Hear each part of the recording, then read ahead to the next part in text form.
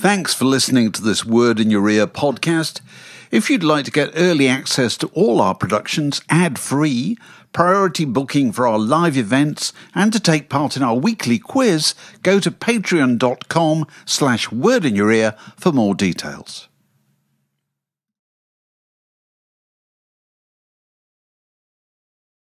Word down your way. Testing 2, 2.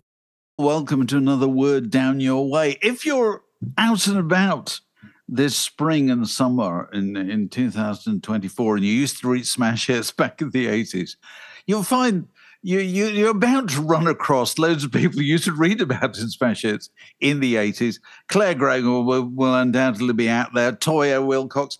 Martin Fry might be coming your way, playing the whole of the ABC catalogue with a massive orchestra. And also, former member of the Communards, Richard Coles, will very likely be in your village hall as part of what he self-effacingly calls his Borderline National Trinket tour. We're delighted to talk to him about this. Richard, hello, welcome. Hello, nice to see you again. It's been a while. It has been a while. Lovely to see you. Lovely to see you. This can go on for a while. Yes. Right, excellent. Bye. To Love Fest, yeah. So here we like to talk about experiences of live entertainment in all its various different forms. And very often they're musicians, but in your case it's musician turned, well, talker, vicar, formerly a vicar and so forth, now going out talking to people, presumably. I'm intrigued about all this.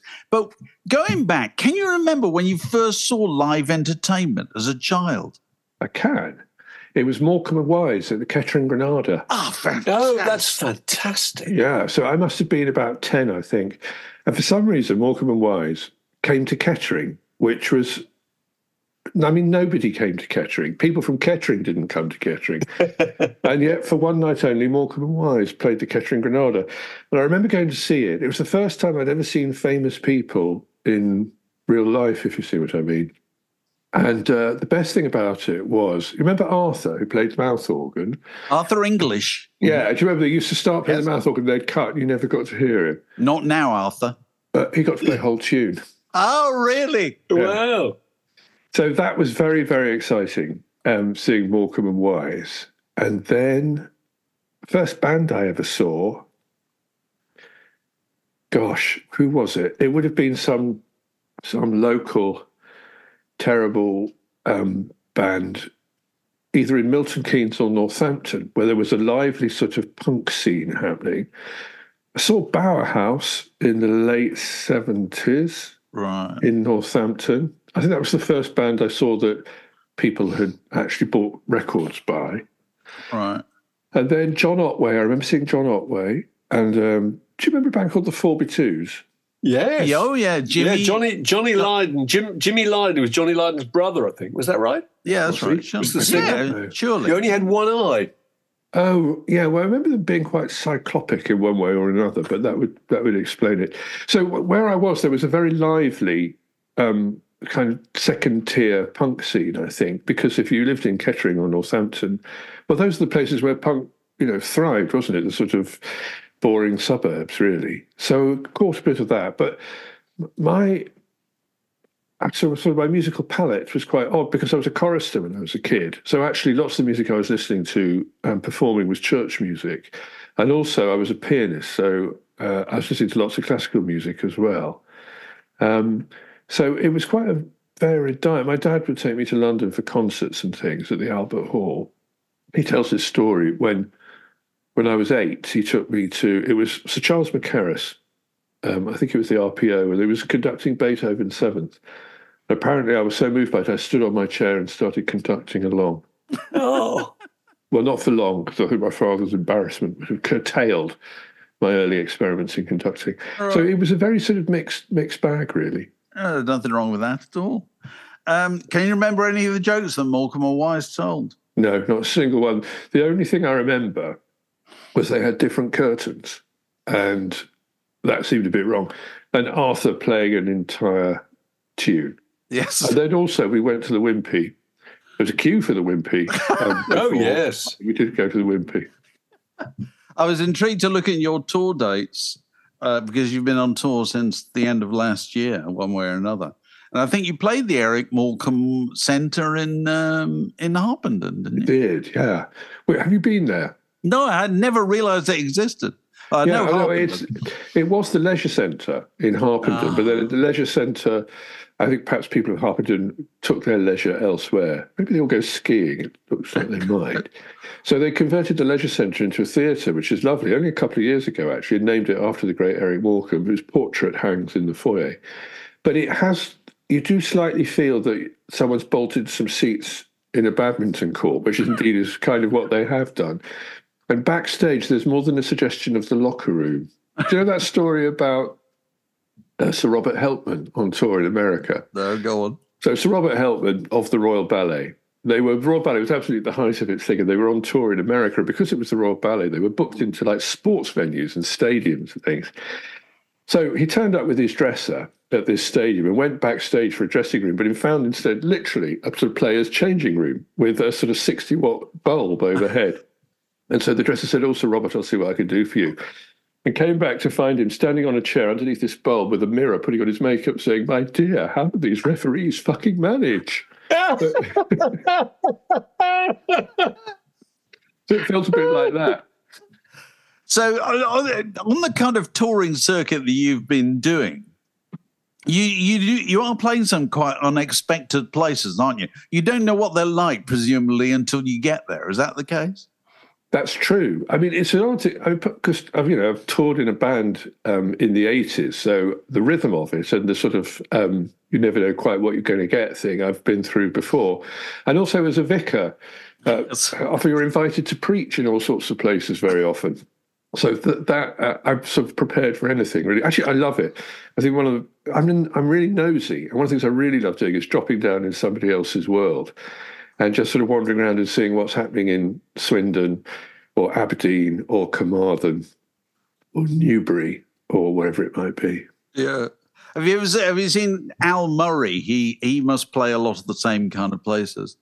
He always posts pictures on Instagram of it was his attempts to get his kettle under the tap in the tiny sink. Oh, yeah. That's right.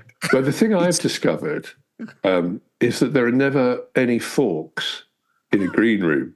It's just a weird thing. They're never a fork. And so my partner, Richard, who's an actor, I said to him, "Do you know what? There are never any forks in the green room." He said, "No, there never are." And I said, "Why?" And he said, "Because actors pinch them to go and eat their salad from their Tupperware boxes in their dressing rooms and never take them back."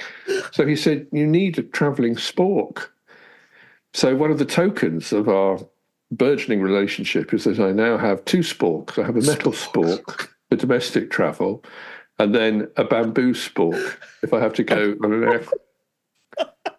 A bamboo spork. That's a bamboo perfect. spork. That's great. So going back to your vicaring briefly, which you're a vicar a long while. Yeah. You just turn up places. You're just used to having to deal with whatever people are in front of you in whatever room you are. Is that the case? Well, it would be. I mean, people are sort of interested in my story because it was an unusual one, I think. And so I would often get invited to say, "Would you go and talk to various groups?" And the groups are usually the same. And you would have to sort of have some knowledge of that. But I remember doing one. It was the Wollaston Over 60s Methodist Ladies Fellowship, fine body of women. And I went to talk to them and they said, "Would you talk about your pop star to pulpit thing?" And I went, "Yes, okay." So I talked to the ladies of the Over 60s Methodist Ladies Fellowship, and they were charming. But they weren't really fully up to speed with the history of pop music in Britain in the 1980s. So to the usual, I talked about having met Jimmy Somerville and blah, blah, blah, blah, blah. And I kind of sensed that I'd lost the room at one point. They looked a bit aghast. And at the end, I said, "Any questions?" And a lady shyly put her hand up. And I said, "What's that?" She said, "What was he like?" And I said, "Who?" And she said, "Jimmy Savile." She said, "Wasn't Jimmy Savile? Jimmy Somerville." And so you have to remember that the people who would recognise the stuff you're talking about belong to a particular demographic. And there's now, well, not many people north of it because we're all old, but there's a lot of people south of it who don't necessarily remember the music of the 1980s and your references. to people like Cyril Fletcher on That's Life or James Burke. Yes. Just vanish into nothingness. Yeah. Can you remember the first time that you played in a group? Can you remember your first performance? Because you joined Bronski Beat at one point, I think. But before I was in bands before that. My first band was at school. We were a punk band called Xerox because we copied everything, obviously. My brother was the bass player. Yeah. And I played the keyboards. Well, I played the piano, first of all, but then the headmaster said I had to stop playing the piano because it was a classical instrument and my style was too choppy and violent. So we hired a synthesizer. And the old sort of synthesizer, which was more like a sort of Wurlitzer organ. What are you barking at, you stupid thing? Oh, so it was that was Xerox. So then I played in the Vols, which was another school punk band, which was my brother was the bass player. And then did you write any of your own songs? I guess you did. No, I don't think. I can't remember. So what kind of covers were you doing? We would have been doing The Clash. We would have been doing anything Loud and Easy, really. Yeah. So. And then I went to Stratford-on-Avon to do theatre studies. So then I started doing music for theatre, really. And that's what I was classically trained, so I was a chorister when I was a kid. So my first piece I wrote was a Magnificat for choir and snare drum. That was my first, it wasn't published, but it was my first performed work. It was a Magnificat in A minor, for choir and snare drum with a big solo, which was mostly me. I did some settings of Shakespeare songs. You Spotted Snakes with Double Tongue for 4-part choir and piano. Who were you on Top of the Pops with? Can you remember any of the groups when you and when the Communards were on? Well, of course, those were the days when everybody was on Top of the Pops. So you got these fantastic collisions of cultures. So I think we were on once with like Glenn Medeiros and the Stranglers or something. I can't remember, but who were we on with? I definitely remember doing Glenn Medeiros and... Oh, God, it's a bit of a blur. I mean, it was... he was so bunkered on Top of the Pot. I mean, if we would only be on if we had a record that was rising, right? So if you had a record that was rising, the people you were on with were competitors. Yeah. Even if you were allies in other ways. And I just remember on Top of the Pops, everyone used to stay bunkered in their dressing rooms. Yeah, be a bit tense. There was sometimes a queue for a 20p styrofoam cup of coffee in the canteen, a very BBC way, when you see somebody like Rod Stewart or Madonna queuing for a cup of coffee. And then you do your thing. And the Top of the Pops itself everyone says it, but the studio wasn't actually very big. And you were on these dusty old rostra, and then this crowd of compliant teenagers were just pushed around, really. Absolutely. Herded hither and thither. Did you do it? I went and watched it being done a few times. And what I can remember, I talking about it the other day to Mark, is that the track was so quiet that you could hear the shuffling, shuffle of the feet, jewelry of the dancers who were supposed to be in wild abandon. But it was very tense. Is what I remember about it. The one I remember most vividly was, well, I wasn't on it, but it was Bronski Beat's first Top of the Pops, which was Small Town Boy. It must have been about 1984. And Jimmy sang a live vocal. Remember there was a period when they occasionally didn't have a live vocal. And he was incredibly assured. And so there was Bronski Beat, all my friends, standing on stage doing this thing. And then all of a sudden the smoke guns billowed and the fans whirred. And then on came Legs and Co. with like marble denim and mullets doing this interpretative dance about gay runways in London in the 1980s. So it was hilarious. And Peter Powell, I remember going, "You're not going to believe what these guys are all about." That's fantastic. I remember once doing the weirdest one. It was when we did a record called Don't Leave Me This Way, which was #1. And so if you've got the #1 record, well, then, of course, you own Top of the Pops rather than Top of the Pops own you. Now, I remember having to do it. We were on tour in Italy. We had to fly back to the UK, and we were all knackered and barely speaking. And we had to do Top of the Pops and Roland Rat on the same day. And Roland Rat was filmed in Teddington, I think. I just remember this big, stupid limousine. We landed at RAF Northolt, I remember, and this stupid limousine picked us up and just ferried us between Top of the Pops and Teddington. And this whole day was a blur of seeing Roland Rat being worked from behind, which destroyed many a cherished illusion, I have to say. And then having to go to Shepherd's Bush and do Top of the Pops, and then being put back on a plane and flown back to, I don't know, Naples, wherever it was. Yes, so inevitably to do a puzzling Italian pop show. It's always there's that, isn't it? Well, the Italian pop show, there was a Spanish one, which was, I think it was in Madrid, might have been Barcelona, I'm not sure, where you had to get, it was just like, it was almost like industrial unit on an industrial estate somewhere nondescript. It was a big Spanish show. You had to go and do your song. You just mimed it. But the audience were delinquent children. I think they literally got them from some young offenders institution. And they all had like pea-shooters and catapults. And you'd just be kind of ballistically overwhelmed by the violence and hostility of these children. It was weird. Like the Bash Street Kids. So is that like the Bash Street Kids? Is that one of your main memories about being a pop star? Is there kind of indignities involved in being a pop star? Well, there aren't many actually. I mean, there are some. Most of it is dignities, though. Most of the times you're fated and spoiled. I mean, you do have to get up and do a show and all that.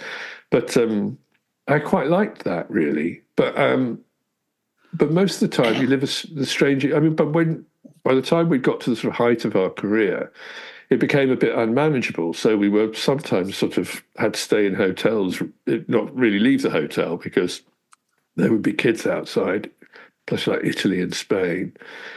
The indignities sometimes when you went somewhere where you weren't famous, so you would be used to being treated like princes, and then you would go to, I don't know, Tallahassee or somewhere, and the only person who was interested in you was a representative of the Ku Klux Klan who'd stick a burning cross on the lawn outside your gig, that sort of thing. I'm sure you're exaggerating a bit there. Not quite. Not quite.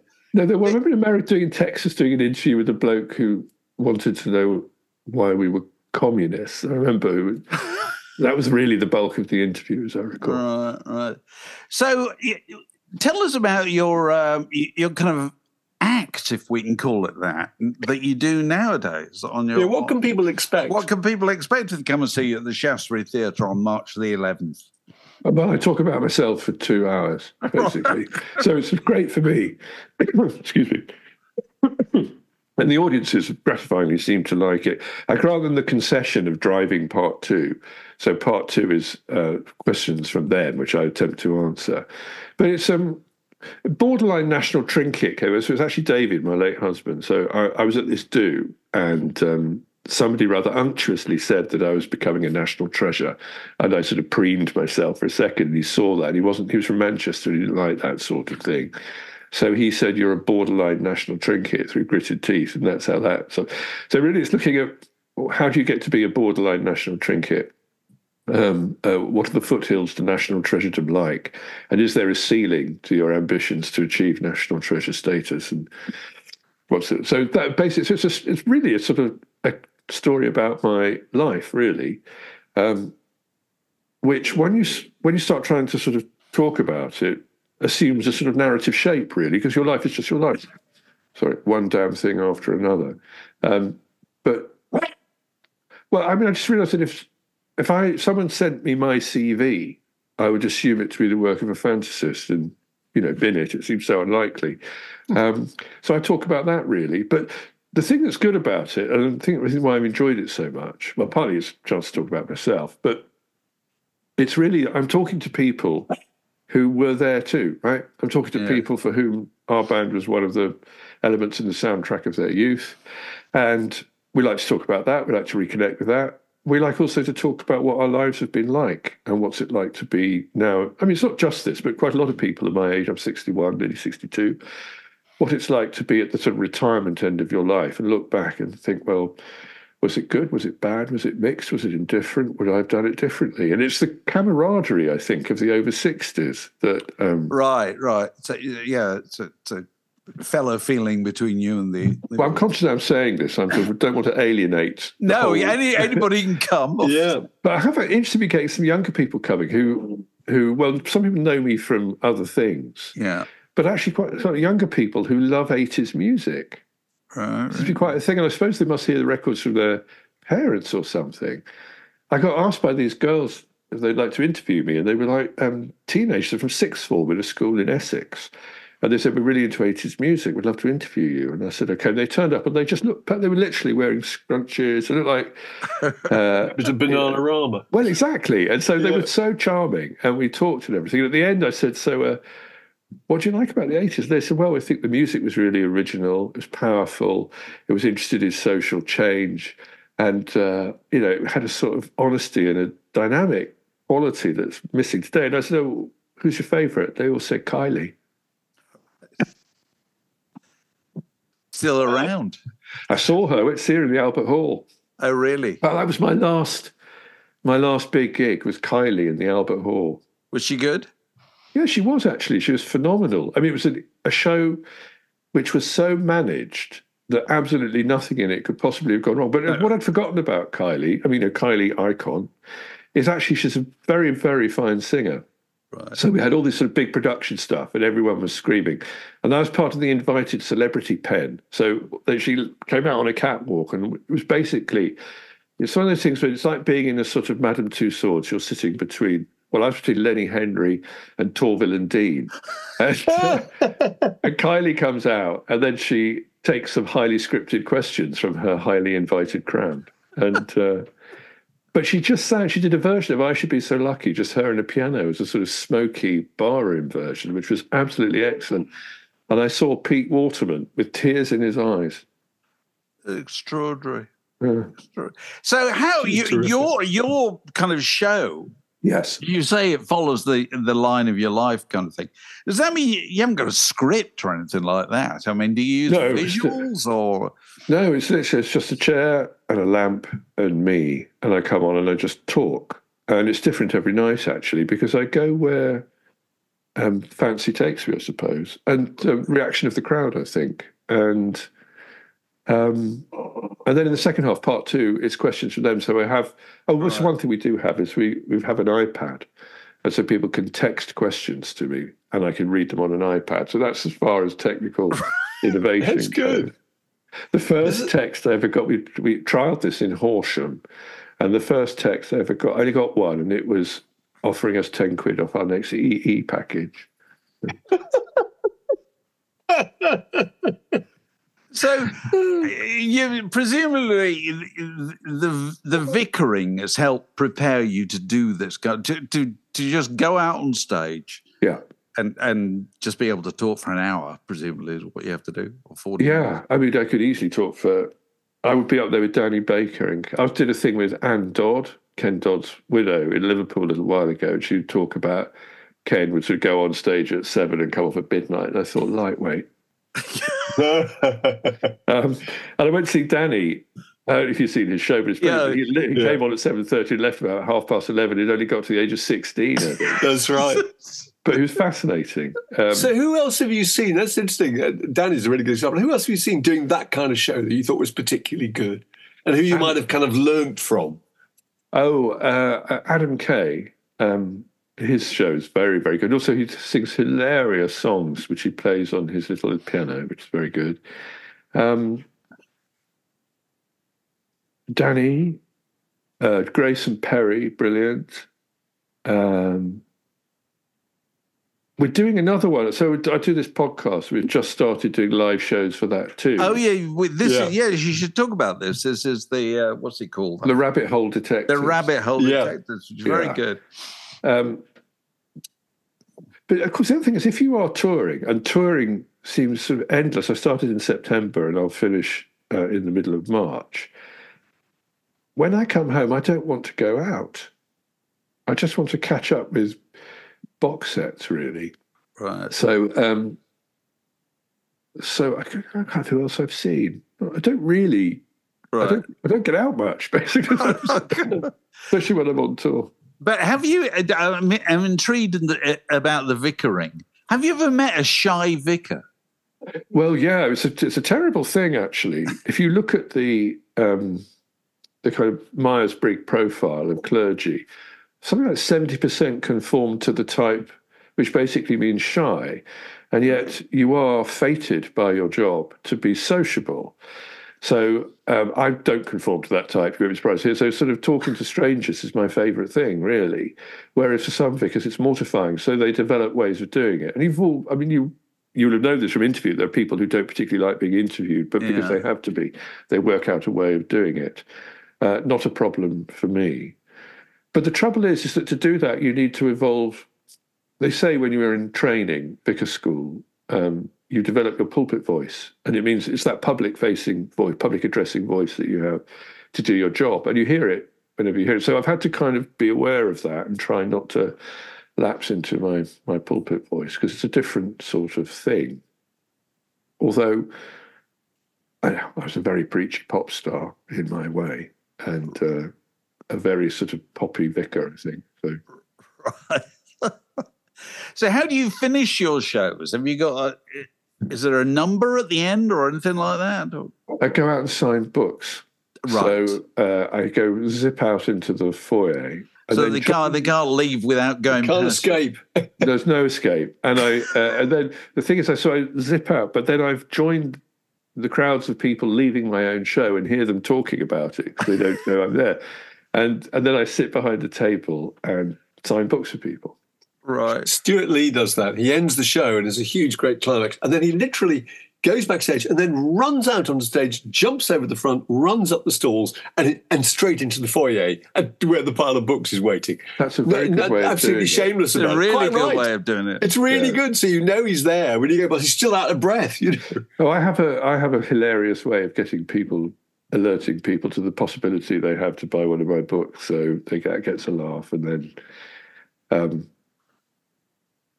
it's really interesting. You mentioned it in the introduction, but there is this circuit now, and I'm basically sandwiched between Marty Pellow and John Lydon. Dreams come true. So I keep, wherever I am, they've just had John or Marty, or they're about to have John or Marty. In fact, John was coming to the Eric Morecambe Centre, I think the week after me. So clearly it's a buoyant sector, this. And it is. It is. And I would love to do, it would be nice to do one where we actually got a group of people together on stage to do it together. Maybe that would be fun. No, well, definitely. There are whole package tours, aren't there, of some 80s package tours. Have you ever done any of those? No, never wanted to do it. Toyah and Hazel O'Connor and all, you know. Yeah, no, I prefer to talk, really. I don't want to, I mean, we're asked constantly if we would like to reunite for a gig. We've always said no, actually. I prefer to leave that where it belongs, actually. I couldn't remember any of the songs either. Yeah. But that would be interesting. And also, I mean, it's like when you're on tour in the 80s, you're always on tour with the same. I remember we just constantly used to bump into Suzanne Vega and Pill. So you'd be staying at like the Britannia in Manchester, and there would be Suzanne Vega and there would be John Lydon, and you would sort of talk. And occasionally, we used to bump into Frankie Goes to Hollywood, but our sax player got into a big fight with one of those guys, and that was difficult. Well, it's good to see that you can all still bump into each other out there, you know. Well, it's different now. I think the other thing is, you know, we're old campaigners, and I was doing a gig in, where was it? Glasgow, and afterwards someone came up and said hello, and I said, I've met you before, and he said, yeah, I'm in Wet, Wet, Wet. And so it was just interesting that we had this nice talk. And I think the interesting thing now is that, you know, it's the nicest thing about being over 60 is the quality of your relationships. And if you haven't surrendered entirely to pessimism or bitterness or disappointment, I think it's good, but especially with people with whom I remember I bumped into, you know, Paolo Hewitt. Yeah. Well, I was at a do, actually at Lambeth Palace, of all places. And I saw Paolo there, and I had a fallout with Paolo in the 80s. And we'd never spoken since. And I couldn't. Anyway, I saw him. I thought it was ridiculous. So I went over to him and said, "Oh, hello, Paolo." And he said, "Hello." And I said, "Look, I know we had a fallout. I can't remember what it was about." And he said, "Neither can I." And I said, "Can we consider that behind us?" And he said, "Yeah, of course." And we just had a really nice conversation. Oh, that's sweet. And I had another bump into a session musician who remained nameless, who I worked with, who was not the most generous of colleagues. And he said, "I'm really sorry about how I was when we worked together." And I said, "Oh, don't worry about it." So that was... Time, a great healer. But also that thing Shakespeare says about no longer desiring this man's art and that man's scope, okay? You stop looking at people as competitors or people who might steal your glory. And that's nice. I like that. Very good. Very good. Well, Richard, it's been lovely to talk to you. Well, I'd love to talk to you. Good luck with the tour, as we used to say on the whistle test. Word down your way. Testing 2, 2.